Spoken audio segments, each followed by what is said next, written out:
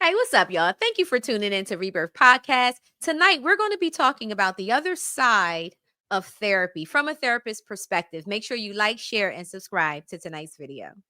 Out of the ashes we will soar to a destiny we can't ignore. Heartbeats echo through the night with every dream and endless flight. Together strong, let's break the mold. Our rebirth and stories told. It's time to renew, rebuild, restore. Unlock the dreams we've been waiting for. Rise up higher, more and more. With every breath, a new dawn's roar. Happy Monday. Welcome to Rebirth Podcast. I'm your host, Shea Marriott. And I am Corey Wilkerson, a.k.a. The Thinker. I love that you've embraced that. I had to. Y'all wasn't going to let me. I get hit from you, hit from my mom. That's right. I gotta do it. That's right. What's up? What's up? How you doing? I'm good. I'm happy this weather is kind of stabilized a little bit. We are going to have like a 59-degree day at some point this week, but okay, I'm enjoying the weather though. Yes. You back out walking. Oh my gosh. Yeah, I know great. That feels good. Yes. Is that how you start your mornings now? For the most part. I try to. But you know what? It depends on the temperature. Sometimes it's like colder in the morning or it's like a little windy, but I try to. Okay. At least by 11 o'clock. And the jump roping. Yeah, I've been trying to this jump rope thing, but it definitely is a full body workout though. Yeah. I like the jump rope thing though. That's good. Yeah. I was on my jump roping kick during the pandemic. Oh, was you? Yeah. Well, you couldn't go nowhere. We couldn't go nowhere, man. I grabbed my rope. I would go out front and get it in and everything. But yeah, you're right, because you don't realize that your whole body. But look, as kids, we didn't feel that at all. Right? Because I was a double dutcher. I used to jump. Yeah. You know how to turn? Do I know how to turn? Yeah, no, to turn and jump. Okay. Yeah, I did the whole rock. Okay. Yeah. And then jumped in. Yeah. I used to turn too. Just to get the girls. Yeah. Okay. The girls was there. Oh, you had to see. You had It's a strategy. Okay. Corey, you know how to turn? Yeah. I can't with you. I'm going to learn though. You did lean the rock in. too. Yeah, you got to lean in. Yeah, absolutely. That's where the girls was at. You know what I mean? I ain't jumped though, but I did the turn. Yeah. Okay. Helping them practice. You're so kind and I tried thoughtful. to be. Right. Try to be. Welcome to Rebirth Podcast. You could be anywhere tonight, but you decide to be with us, and we appreciate you so much. Thank you for tuning in. If you have not done so yet, please like, share, and subscribe, and share tonight's video with somebody that may be considering therapy. Yes. We're going to be talking about the other side of therapy from a therapist's perspective. Yes. So getting on the other side of the table, guess who the therapist is here? You. Okay. You. I'm on the other side of the table. I'm being therapized. Right. So, so that sounds like you're going to be interviewing me. A little bit. We're going to have dialogue. You have a good way of shifting it back, though. That's right. You're really good at that. That's what I do. It's your profession. That's what I do. Yes. Absolutely. You go to Shea with a problem, she's going to sit you down. So talk to me more about, like, damn, how did I get stuck here? You know what? Oh, that's how you really be feeling. No, that's not how I feel, but I enjoy it once I sit down. The truth comes out, right? Hey, man, you got to tell these therapists off. These are the people that walk around with your business in their pocket. You know what I mean? But it's good stuff, though. I think it's important. I know this year the theme has been healing. Yes. I think it's important not only that we kind of talk about the moments where we need to heal, right? But I think it's important to get the therapist side of what therapy is like, right? And some of the things that happen, not actual situation, but I think it's important to say, like, when do you recognize that you should go to therapy? Yeah. Some of the success stories that may come out of therapy. Right. I think we talk a lot about why we should go. It's hard, but I think we're normalizing it a little bit better. But I don't know if we always hear the good news about therapy. I think that's important to help people go. Okay. All right. Well, we will definitely get into it. Before we do, I know we got a little hot topic we want to talk about tonight, right? Yeah. So Marvelous Marvin Sapp. Right. I thought this was super interesting on many levels. So obviously you all know it's been a topic and a lot of memes going out about Marvin Sapp wanting a certain amount of money from the congregation that he was in front of. I don't know if that was his church or where that was, but he told the ushers to close the door. Yeah. Close the doors. No, close the doors. Close the That's doors. how he was saying it. You know what I mean? Yeah. Close the doors, right? Like he's serious about Yeah, that. like close the doors. And I think the ask, if you know, don't quote me, but I think it was like $40,000 was the ticket that he was asking for. Okay. And I don't remember why he was asking for that. I think it had to do with a certain type of ministry, and I could have got that backwards, so don't quote me on that. But I think the thing that caught fire on the internet is him asking not only for the amount of money he was asking for, the time that we're in, right? Yeah. But also close the door. Close the door. Close the door, right? Which it also maybe it's like a part of therapy. What was said? How you gonna make this about therapy? I'm going to though, but this is how my brain works. This is how my brain works. All right. Because it immediately became something of saying he told them to lock the door. They wanted him arrested for kidnapping. Oh Lord. Yeah, right. Oh, there was a fake news. Marvin Sapp arrested for kidnapping. Because here's the thing: if he locked the door, that's kidnapping, right? So no, he wasn't. Lean on me where he told Kid Ray, put the chains on the doors, lock the door. Right. He said, close the door. Right. He could have been saying close the door because there's noise. He could have been saying close the door because I want to have a serious conversation. Right. To eliminate distractions. But we heard, or people heard, not we, lock the doors, you can't leave. He never said any of that. Right. So it's important that we also understand what we heard. Right.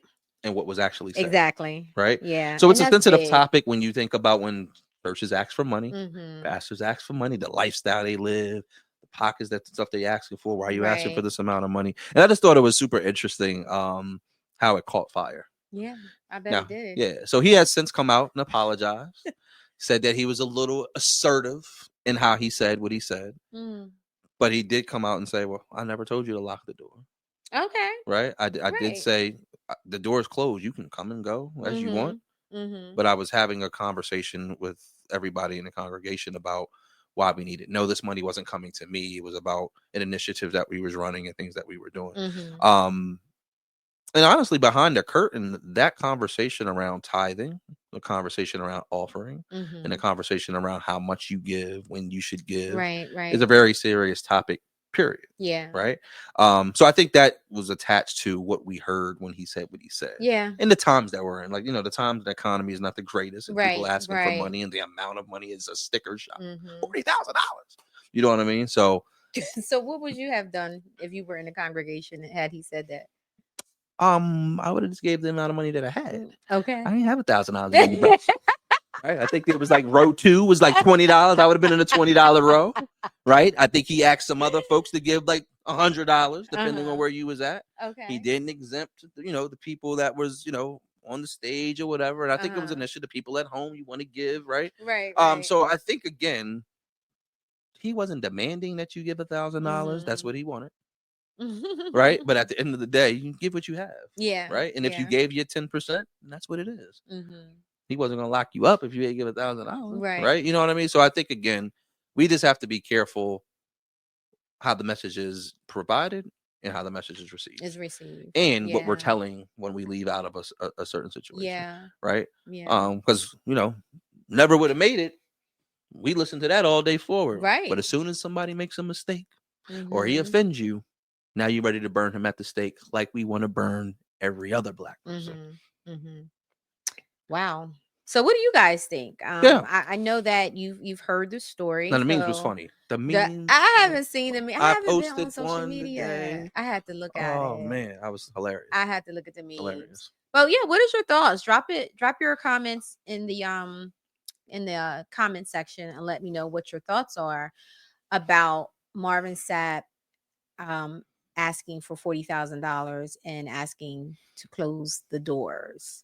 So what did you hear? Did you hear him say lock everybody in or nobody's leaving? Or did you just hear him? I mean, I guess when somebody say close the door, you felt like you can't leave. Right. You know what I mean? Right. Because here's when they do the altar call, You don't feel like you can get up when you Mhm. pray. Mhm. You're not supposed to be walking. Right. They won't let You you come have in or people, go out. people do this. Right? People do that. Right. Right? Yeah. So all of that could have been a trigger too when Yeah. he said what he said. Right? Yeah.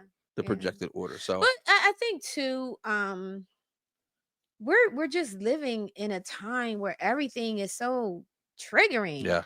I mean, we're starting a mommy burnout group. Mm-hmm. And everything is so triggering to people. I'm serious. We starting a mommy burnout group, and the facilitator of the group, she shared it. I'm sure she doesn't mind me talking about this. She shared it with, some other people, some friends, and then she got a comment back saying that it was negative. Her and her friends would feel some type of way, or they will feel some type of way if they saw that there was a group called Mommy Burnout. And it's just like, what? But why would you be offended by it? Right. So the facilitator, her response to her was, just because you feel that it's something negative doesn't mean that it's not happening to people. For sure. You know what I'm saying?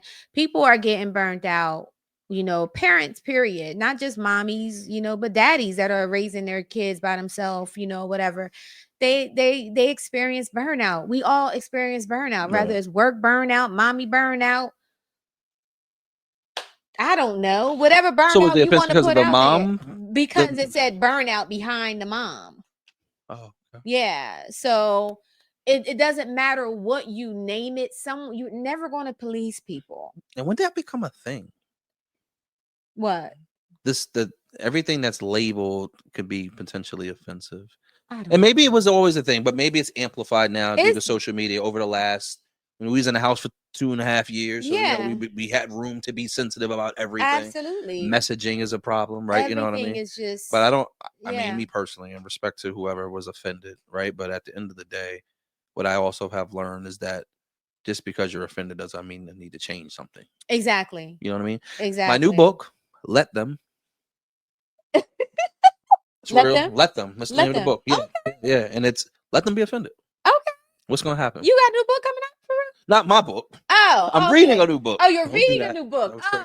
I was about to get excited. Don't have Mel come get me. Okay. Right? Oh, but no. So the book is called Let Them. Let Them. Right? And let them and let me. Right? And I think the let them piece is let people be offended. Let people go live the life that they choose. Right. Let them talk whatever they're going to talk. Yeah. Right? What does that have to do with you? Right. Exactly. And let you show up and be your authentic self. So, okay. Yeah. That doesn't stop anything. Yeah. Mommies get burnt out. We're in this cancel culture. And I just, but yeah, y'all not, well, that's a whole nother story. I ain't even gonna go there. But I watched the video. I thought it was dope. I thought it was dope. The mommy burnout video. I thought that was cool. Yeah, I think that is cool because it's a real thing. It's a real thing. Because you can't go backwards and say, well, when people were offended to say like being a stay-at-home mom was not a job and all that other. Hell, if it ain't a job, you know what I mean? Exactly. Right? From 5 to bedtime is a job. Right. So yeah, people get burnt out. Yeah. Mommies get burnt out. It's a real thing. So what do you guys think? Drop a comment in the chat. I would love to hear your thoughts. So we have some things coming up. A lot of things that's great go on in the community for the month of April. So first up, we have I Am Built for This, Relentless 2.0, with friend of the show, family of the show, I have to say, Pastor Delisa Lewis. She is the host and speaker. You also had Pastor Tanya Hall, who is going to be speaking, and Pastor Dana Rue, who is a speaker, who is also from Word of Life Christian Center here in Newark, Delaware. So registration, $75 for early bird. This includes lunch. You can go to eventbrite.com and register. The event is happening on April 26th from 10 a.m. to 3:30 p.m. at Christiana Hilton on 100 Continental Drive in Newark, Delaware. If you have not gotten your tickets yet, this is an event you do not want to miss. Now, it was originally geared for women, but when I spoke to Pastor Delisa, she said that there are some men that do come and they have a great time and they welcome anybody. So this is not just for women, this is for anybody. So get your tickets. I am built for this. Relentless 2.0, April 26th. Awesome. Yes. Next up. Now, you guys have seen this brother on the Rebirth stage a few times.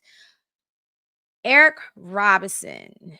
Eric is a licensed therapist here in Delaware, and he's actually doing Breaking the Code of Silence, Breaking Generational Patterns of Emotional Repression for Men and Boys. This event is for ages 12 and up. Now, listen, the first one he did, it was for men only. And let me tell you, it was amazing. My sons went, they had a great time, but this time he's opening it up for boys as well. So the breakfast part starts at 9:15 a.m. Worship is at 10 a.m. I'm sorry, workshop. I'm stuck on Marvin Sapp. The workshop is at 10 a.m. and you will not be disappointed.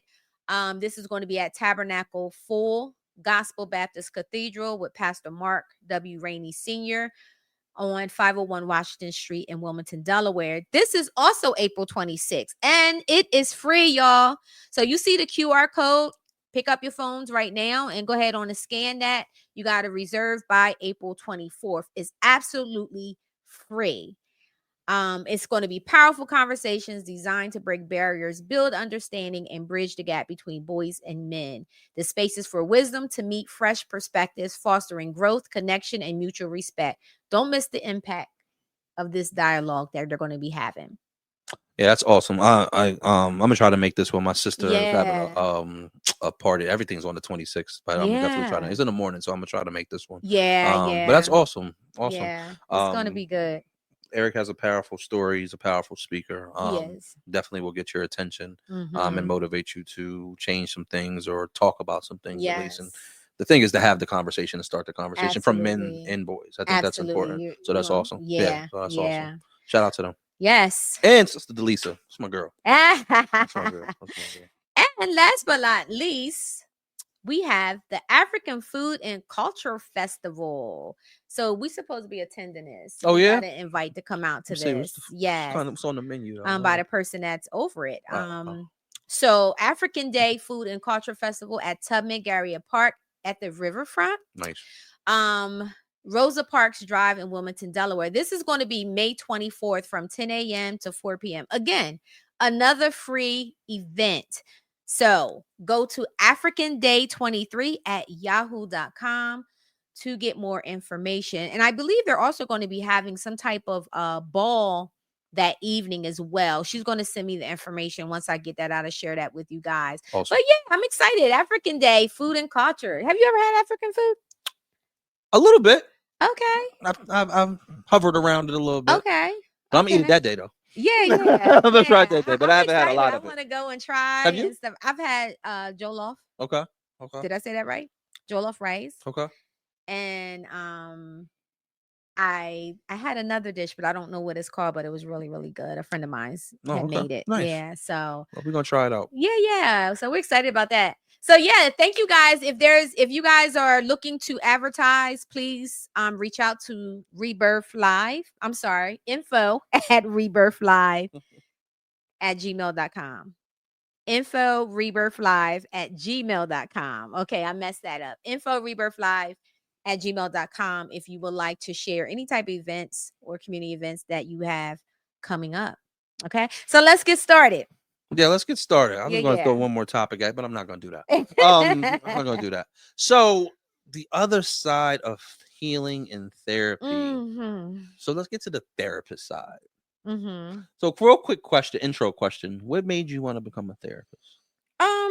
So what made me want to become a therapist was I was mentoring a young girl. She was probably about maybe 5 during that time. Oh, wow. And my mom actually introduced me to her. My mother was her teacher. So my mom thought that she would be a good fit for me to mentor.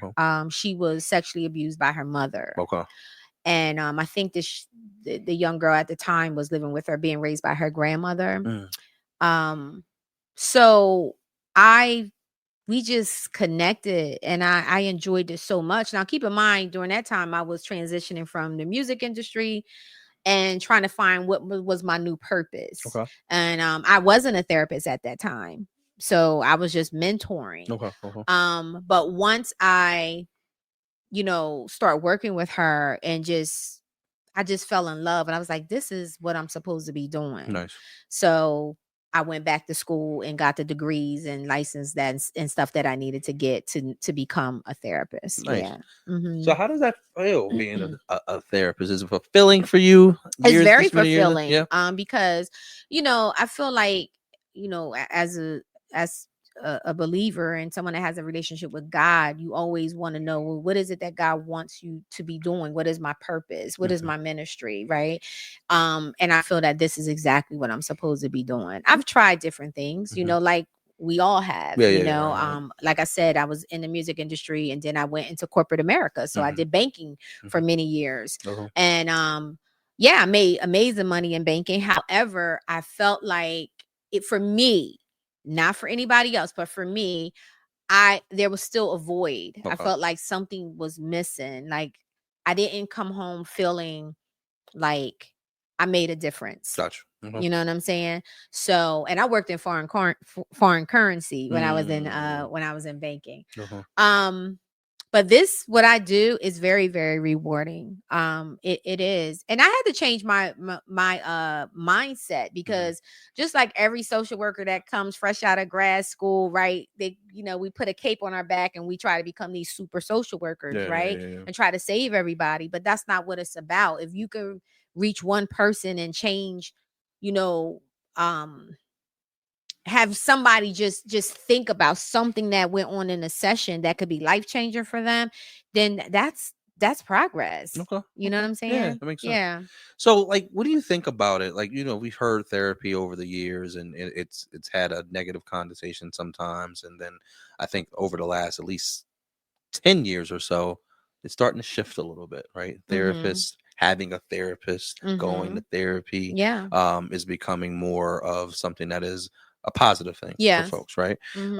What are some of the still misconceptions of why people go? So, like, you have your first introductory what do you call them?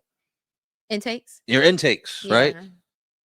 When people get into those intakes conversations, what are some of the fears that people have coming into those intakes conversations?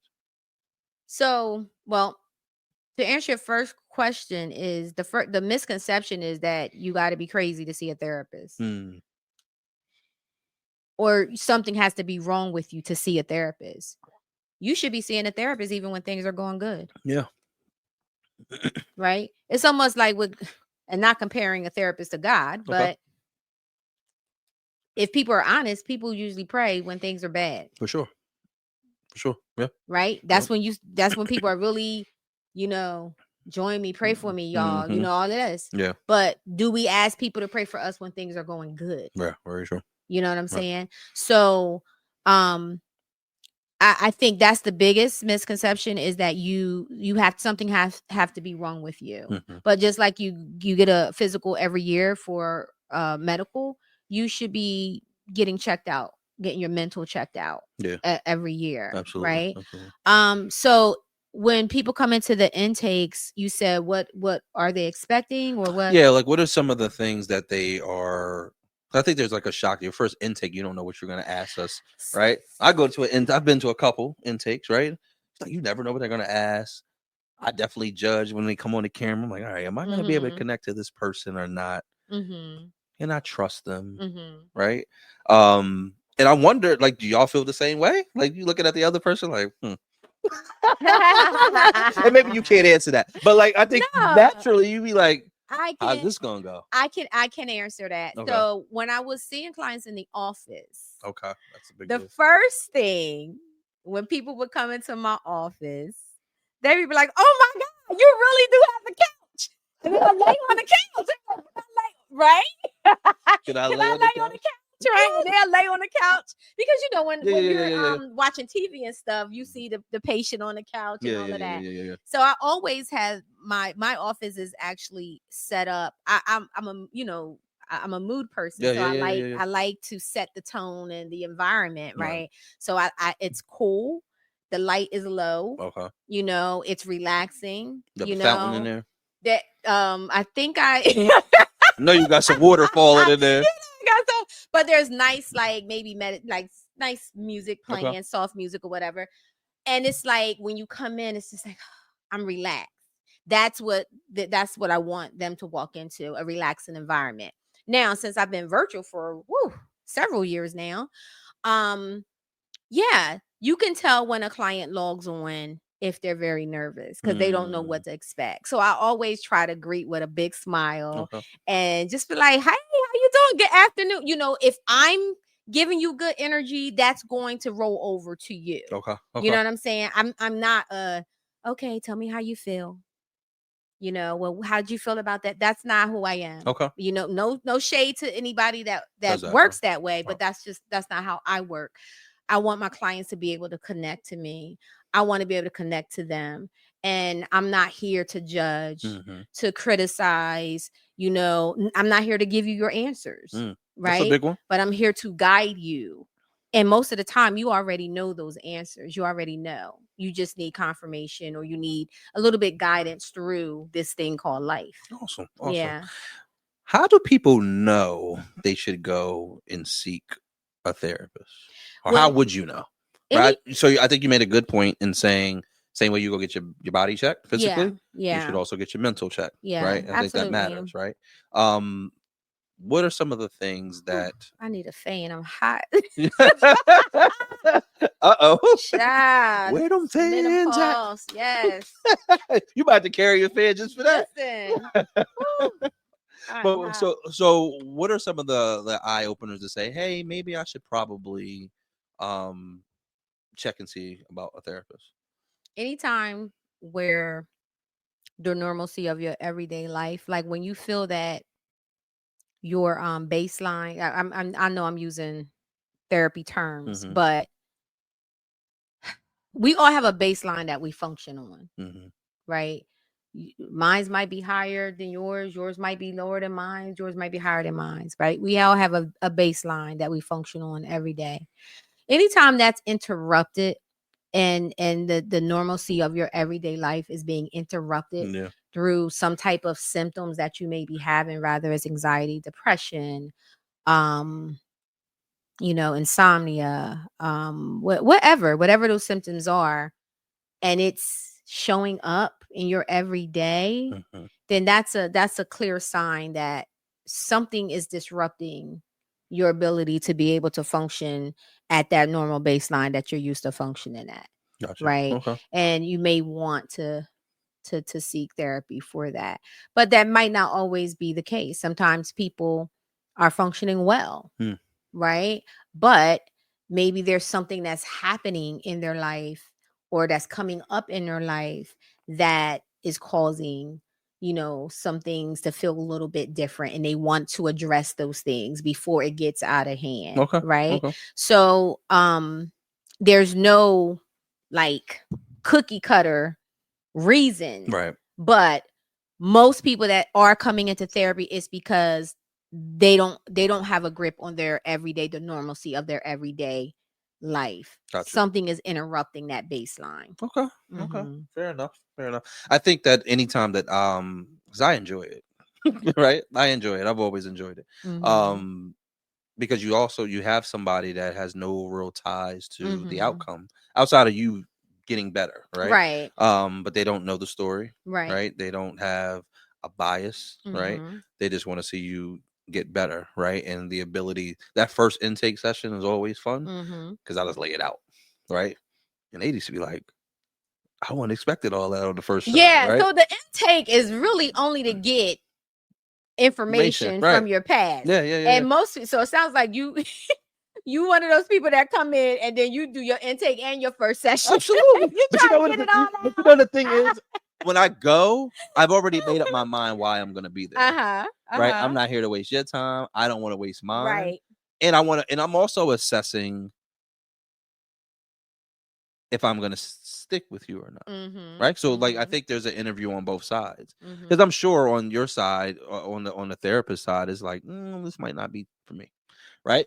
I'm sure you could refer, right? Maybe this person is better suited for this type of situation. Right. So I think that my my intakes are always fun. But it also turns into like the Mm-hmm. first session, because they'd be like, whoo, all right, Corey. Well, Yeah. so let's set this up. Let's set it You know up. what I mean? Yeah. But we become super cool. So what makes you just to Yeah. piggyback? She about to get me. I've never referred a client that I've already did an intake Okay. for. Okay. I've never done that. You Okay. do you have people that do that. Okay. But I've never done that. Once I sit in front of you and I've done your intake, you're my client. Okay. Right? Fair enough. Now, before I went into private practice when I worked in more of the community, we would see the cases before we did the intake. Gotcha. So I could read the files. And to be honest with you, a lot of those cases used to scare me to death. And this is when I worked with kids and adolescents. Wow. A lot of those cases would scare me to death. And I'm just like, Yeah. You know, I mean, you will see some devastating things in there. Like you might have a client that threw feces on their last therapist. Like this is the stuff that I was reading, you know, and I'm like, this ain't for me, you know. Sure. Yeah. But then when you meet them, it's a totally different experience. Yeah. Right. So I do think it is important that you have a good relationship with your therapist, and you have to have the right therapist. Now, you said that's what you're thinking. Like when you're doing your intake and your first session, you're assessing if you're going to keep that. So what makes you determine if this is the therapist for you? I think for me, it's always the vibe. Like I get immediate vibes from people, right? Even when I have in my professional life interviewing people, when you sit down in front of me, I feel something. You feel energy, right? I feel energy, right? Ooh. So when that happens, I'm like, it also, and I am a big component of that. Your energy introduces you before you say a word. Yeah. Right. Yeah. So do you want to be there? That's a big deal, right? If you just come, hey, yeah, you're my 5 o'clock. So, right. If you're there to what seems like check a box, or you know, people say, collect the check. The vibe is going to be off. Yeah. And I may rock with 1 or 2 sessions just because, you know, everybody is entitled to a bad day or time frame.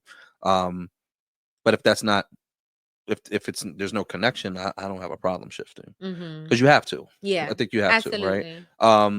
So even to piggyback on that, I read something a couple months back that says the average person that goes to therapy goes through at least 3 therapists before they find their person. Can you speak a little bit about that? Have you heard that before? Is Absolutely. that something? Okay. Yeah, absolutely. I encourage people to interview their therapist. Okay. You know, I was like, yo, your first session, ask questions. You know, ask questions. I've had people ask me about where I went to college at, what did I study. I've had that, you know, happen. So I think that if it's not fitting, then you don't waste time. Okay. Move on. You know, and you may be with someone that it's fitting too well. Right. And then it becomes now like this person feels like you're a friend. Right. So those are things to look out for as well, because now your treatment may become affected. You know, and you do have clients that will I don't want to say, you know, latch on, but they will take to you, and especially if you're, you know, pretty laid back and cool, because they look at you like, oh man, you could be my friend, somebody I can hang out with, right? But that's when you really have to put those boundaries in place. Yeah. But yeah, that I definitely feel that's pretty accurate. So I'm gonna come back to that, because you just hit on something, if I remember. But one of the things you said earlier is like, you know, when you used to see inpatient, right? And I know the paradigm shifted, especially we were in COVID and everybody was at home. Is there a difference between, it may be for you, or maybe you've heard this from clients, being in office versus being virtual? Is there a difference that people feel? Right. So like, I'm a fan of in person. Right. Just because the world is on a camera all the time, right? But is there a difference, or have you heard people feeling like they like one versus the other? Yeah. So when we had to go virtual, my clients were stressing. Right. They was just like, what? No, how? You know, because in person is more personable. Okay. Right.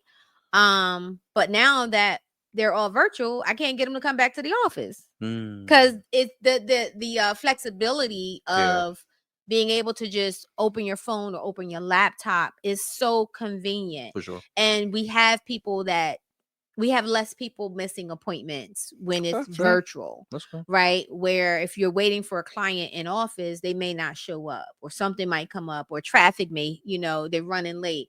Virtual, you can just jump on, you can just pop on, right? So it's, I think convenient wise, it's better for people.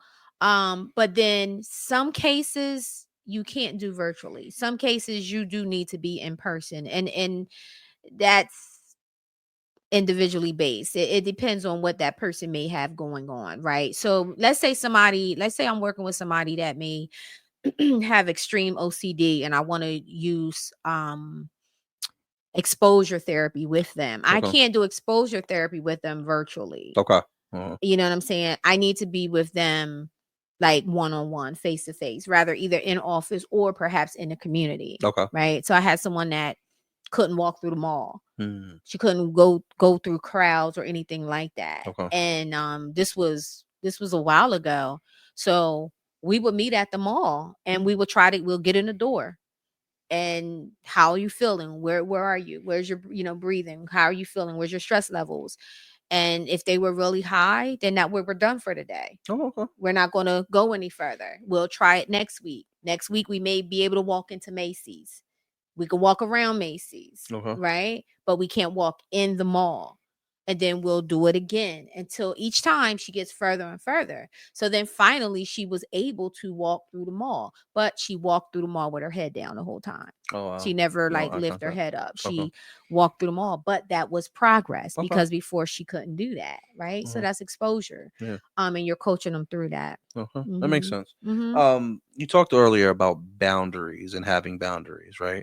What are some common themes that we should think about, whether we're seeking therapy or even from your seat, boundaries that we put in place that we should put in place when having a therapist? Boundaries with who?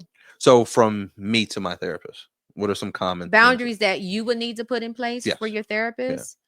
Yeah. I would say the biggest is to respect that that's your therapist and not your friend or not your family member. Right. And that your therapist, the only way therapy is going to work is if you want it to work. So you can't go to therapy just to say that I went to therapy. You got to go to therapy willing to be an open book and really do the work. And you also, the other boundary that you have to put in place is number one, it didn't take it it's a lot to unpack. It's not, don't expect to come to therapy and think you should be better in a week. Sometimes people need to be in therapy for the rest of their life. It depends on what they're working with. Right. And then you have some people that is, short term, but I think just being open and being available. And I don't know if this is a boundary though. I know you're asking boundary, but don't expect the therapist to fix you. The therapist is not there to fix you. Okay. Preach. We don't have like this special dust that we can sprinkle on you and be like, you're good. Right. You have to do the work. Right. You know what I'm saying? So, I don't know if that answers your question. It does. Because I think that you touched on talking about friends and how respecting that this is my therapist, not my friend, right? Right. Especially in today's society, I think that we become very fixated. Like you think about on never before. No, I'm not aging myself. Even this is the year I was born. But you think about like just take entertainers, right? In the 80s, right? You seen your favorite entertainer or your favorite movie star when they showed up for an interview or they put out an album or a movie, right? And they were doing press releases or they granted somebody an interview. Today, you have their Instagram, their Twitter, they're communicating back and forth with you. Right. So you have all this access. So you almost feel like you know them. Right. Right. So I can only imagine now I'm talking to someone about things that are going on in my life. Yeah. And if you connect with me, yeah, right, we do that to our partners, right? Like, oh my God, I know a boundary, right? Yeah. So I'm sure we almost feel like, well, yeah, that's my friend. I can just call you whenever I want. right. Yeah, That okay. part right there. Okay. You can't call me whenever you want. Okay. Right. Cause and there's different tiers to that. Yeah, right. So I'm outpatient private practice. I'm outpatient private practice. I'm Right. not crisis. Okay. You know what I'm saying? So there's a difference, right? Some people like to have their therapist on speed dial where anything comes up that they're able to reach out to them. No, we have to put in boundaries. Absolutely. With that, because we are human. We have families. We have a life as well, right? But I would say one of the boundaries that we both should put in place is, especially when we're out. Delaware is small, right? If I see a client out anywhere, I'm not going to address that client. Okay. Now, if they reach out, if they say hi to me or they come up to me, then I can address them.